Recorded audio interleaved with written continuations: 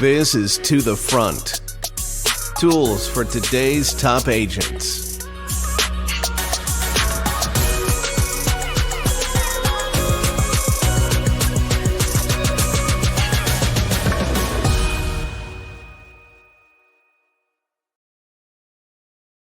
Welcome back to the Front. Boy, do I have a fantastic episode for you today. In fact, it was the single best metric that I've ever been given to hire the right staff members.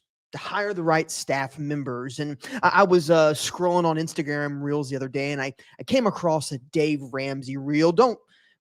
It doesn't really matter how you feel about Dave Ramsey, but he said this, and I thought it was really interesting. It got me thinking about this episode. The quote is that you cannot motivate people. You can't motivate people. You hire motivated people. So you cannot, once you get people, they're either going to be motivated or not. And no matter what you do, you can't make an unmotivated person motivated. You hire them. Now, I'm not quite sure how I feel about that statement as a whole, but generally I can tell you that's kind of checked out. And you would probably agree that there's nothing worse in your agency, in your business, than when you have someone who's unmotivated. Someone who's unmotivated is going to just show up every day and check the boxes. Someone who's unmotivated is going to do the bare minimum. Someone who is unmotivated is not going to move your business forward. And at very best, it's going to keep it sort of level. So you might be asking, Adam, how do I know if they're motivated or not? Because everyone that comes in for interviews typically looks a little bit motivated when they're talking to me. Well, you would be true. You would be correct in thinking that. So today's episode, I want to give you the single best easy metric to consider when you're hiring staff members. In fact, this is the metric that I've used at Frontrunner. This is the metric that I've used when I've hired for my print shops and other businesses. And I will tell you, I don't do a lot of things right, but I do have team members that stick around longer than other businesses that I've heard, right? So today's episode number 33, is called The 3 C's of Hiring. The 3 C's of hiring that you don't want to miss. All right. So what's C number 1? So whenever you're bringing someone in for an interview, or you're considering them for your team, for your agency, for your business, the first question I always ask is this, and it's the most important question: does this person have the first C, which is character? In other words, are they truthful? Now, it's hard to know on a first interview or even a second interview if a person is truthful. So there's some things that I like to do to evaluate character. Sometimes in the interview, rather than just asking the general questions about their abilities and likes, I'll actually throw out a situation that might be sort of a character conundrum. Something to the effect of, an office member is stealing something small, but they're your really, really good friend and you're close with their family. What would you do if that were the case? And then wait for their response. Now, we don't want to throw out trick questions or anything like that, but you do want to get a general sense of, does honesty, right? Does integrity, do morals mean something to them? And you can also listen for little cues within the conversation about whether they're thinking about other people's feelings. You see, character is not just telling the truth or not telling the truth. It's also about being able to be empathetic. It's about being able to put themselves in other people's shoes. You see, there's a lot of things that make up character. And here's the deal: you can't teach character. They either have it or they don't. So that's the first thing. As you're hiring, I want you to think about character. Now, I want to throw out a C that's not going to be in this, because it's almost always what people go to when they're hiring, and it's the C word called college. Now, I'm not going to get on that big soapbox about what I feel like about university and college. Well, I will tell you, I think it's the biggest money waste in the history of the United States, but that might be a topic for another conversation. But almost always in conversations, they lead off with education and experience and all these different things, and they never position questions or conversation so that you can get a peek into their character. You know, other way that you can see about their character? This is going to sound weird, but every person you hire, you should look for their social medias.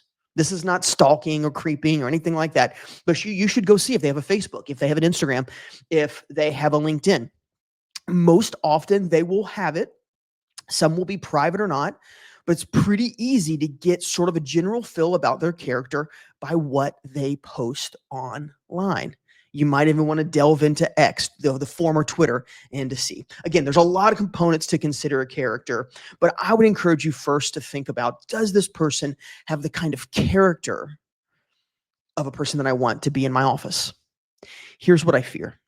Sometimes, and I've been in this boat, is that I'm just so desperate for people. I'm so desperate for bodies and to find a person who seemingly fits that I'm okay actually ignoring character issues when I see them, whether I see them on their socials or in some kind of an answer, or even in the way that they respond to this question, why did you leave your former job?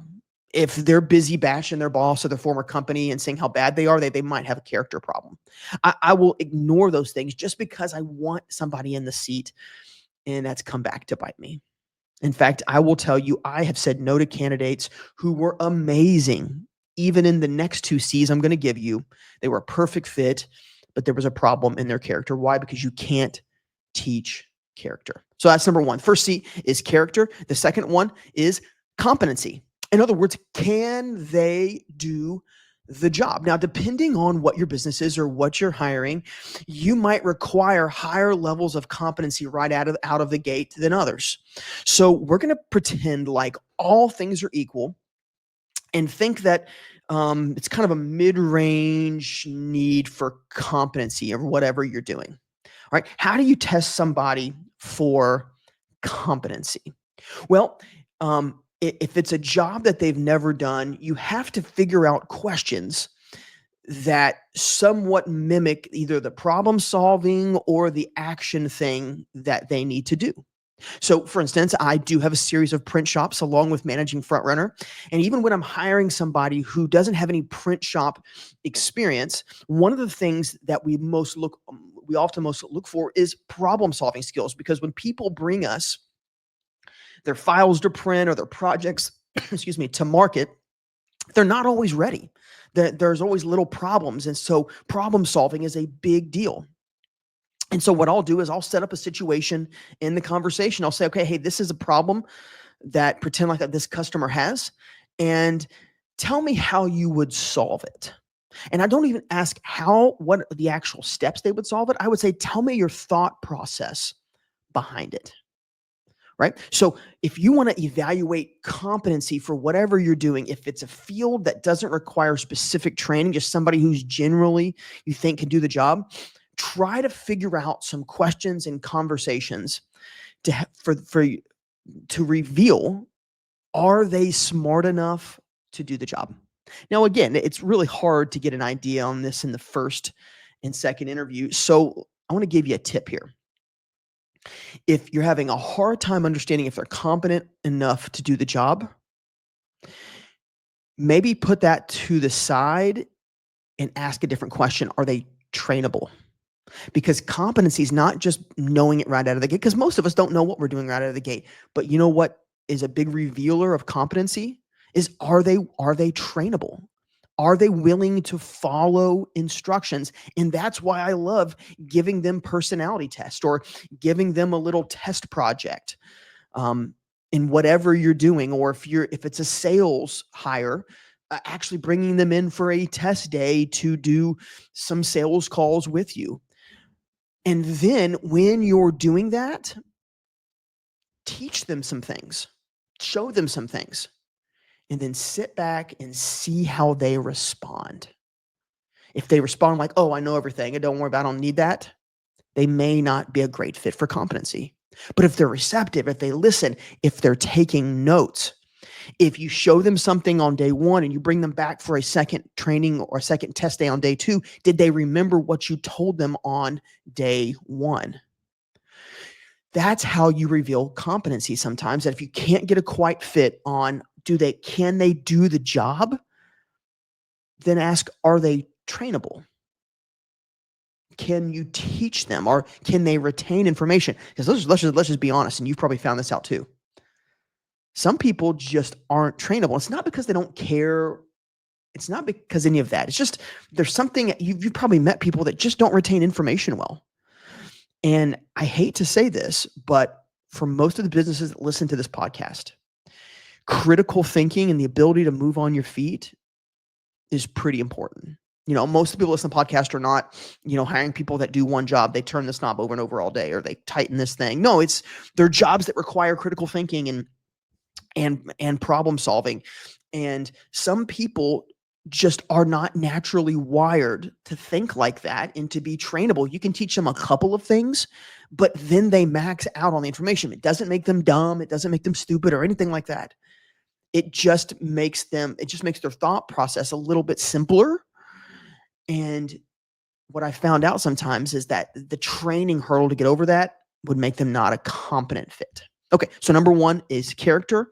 Number two is competency. So you ask these questions. And by the way, you ask them in order.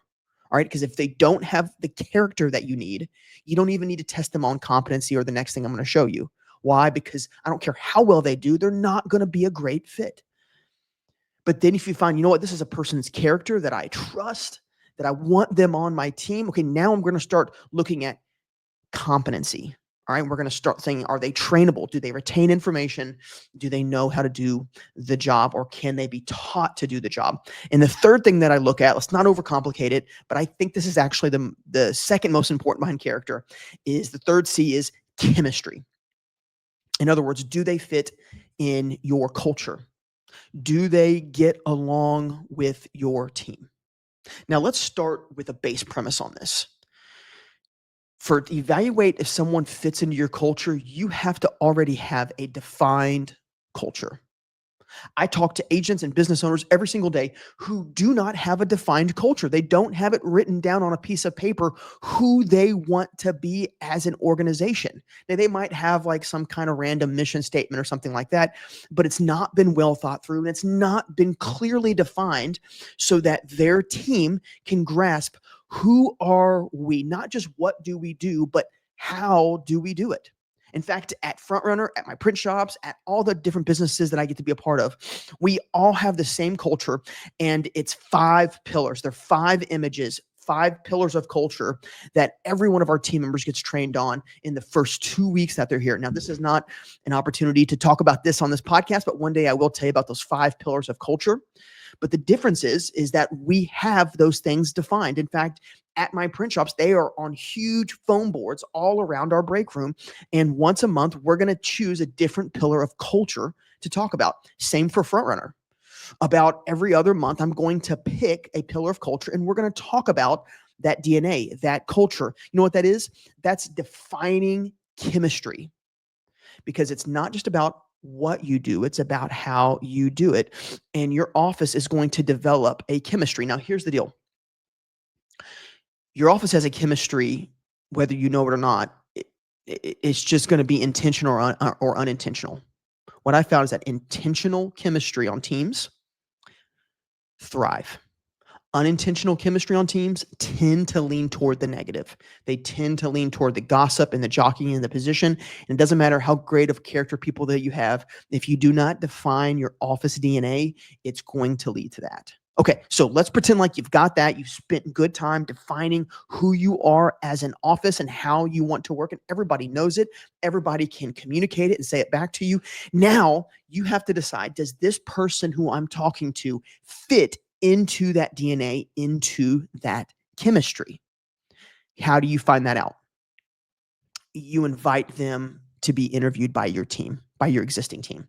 Now, this is not my idea. In fact, one of my good buddies, Jason, I saw started to do this. And anytime he hires somebody for his agency, not only does he interview them, but he has them come in and spend time with the team. The team gets to interview them. The team gets to spend a few minutes with them. Sometimes it's even individuals on the team. They each have individual sessions, or they bring the person in for a group meeting, and the team gets to actually have a vote if that person gets to join or not. Now, your business, your culture might not allow for all that, but I think the principle's still the same. is that if you involve your team in helping you to answer this question, does this person fit into our DNA? Do they have chemistry with us? You are going to find better team members. I've been doing this for both of my primary businesses for the last 4 years. That any new person we bring on cannot just go through me or our general manager at the print shops or our head of subscriber support, Rebecca, or our head of sales and onboarding, Mia at Frontrunner. They can't just go through them, or they can't just go through me. They've got to talk to the entire team, and then the entire team gets to have buy-in. Now, don't hear me incorrectly. We don't take a vote on the person, okay? Because it's still your decision as the business owner, as the entrepreneur. It's still your decision. But they do get to buy in. And I got to tell you, I have missed some bullets. I've dodged some bullets because my team saw something that I didn't see. It's huge. Chemistry. So it's character, it's competency, and it's chemistry. And let me tell you this. You cannot determine these things in one meeting. I actually don't even think you can determine them in 2. I think it takes a minimum of 3 interactions to evaluate all 3 of these things. Why do I say 3? Why? Because people can fool you one time and they might be able to slide the second time. But typically after the 3rd interaction, the 3rd meeting, the 3rd interview with them, you're going to start to see, are they consistent? Are they answering things the same way? Is the character and the competency that I evaluated in the first conversation, has it carried over to the 3rd? But sometimes we're too quick to hire. What's the age-old saying? I didn't make it up, but I heard it from somebody where we're too quick to hire and too slow to fire. Well, that's true. We just need that person in right away. But what happens is that if we don't get the right person by evaluating character, competency, and chemistry, it could ruin your business. I have seen one bad hire set your business back 5 or 10 years. It's that important. So now that you got the 3 C's, character, competency, chemistry, here's what I do. I have just a half sheet report card, and I give that person a grade on character, on competency, and on chemistry. And I will tell you, it's A through F. It's just something that I evaluate. I've got some different metrics that I look at inside of those. I allow for a person to have a B grade in one of those things. A B grade, right? One thing that they might be a little bit behind on, like even if it's like in character, where I might give them a B grade if there's just something I can't truly evaluate, or competency, there's one thing I wish that they had or whatever. I'll allow a B grade in one of those categories as long as the other 2 are A's. But if I don't have at least 2 A's, then I pass on the person. So that's how I do it. And this has been the hiring model that I've had. I use the 3 C's: character, competency, chemistry. And I got to tell you, I've built teams that last a long, long, long time. And I'm proud of that. I'll brag a little bit. Why? Because the number one mark of a growing, successful company is long tenured team members, long tenured employees. And to get those right people, you got to evaluate the 3s. Now, you still got to have a great compensation package. You still got to be able to give clarity about the vision. There's still other components to it. But when you're evaluating a person, ask, do they have the character that you need? Are they competent? Can they do the job? Or are they trainable? And then chemistry, do they fit with the team? Or are they going to sort of stick out and be sort of a square peg in a round hole? All right, that's it for episode number 33 of To the Front. I hope this was super helpful as you consider hiring. If you ever want to talk about the specifics of that, please shoot me an email at adam@imafrontrunner.com. You can message my assistant, Jade. It's jade@imafrontrunner.com. And I'd be more than happy to hop on the phone for free, no charge, and talk to you about more in depth about these 3 C's of hiring, because I think they are what matters. So until next week in episode 34, which I'm really excited about, I have a great guest coming on. Until then, take care. Lead your agency with courage. Lead it for something more than you that will last a lot longer than you're on earth. Take care and see you next time.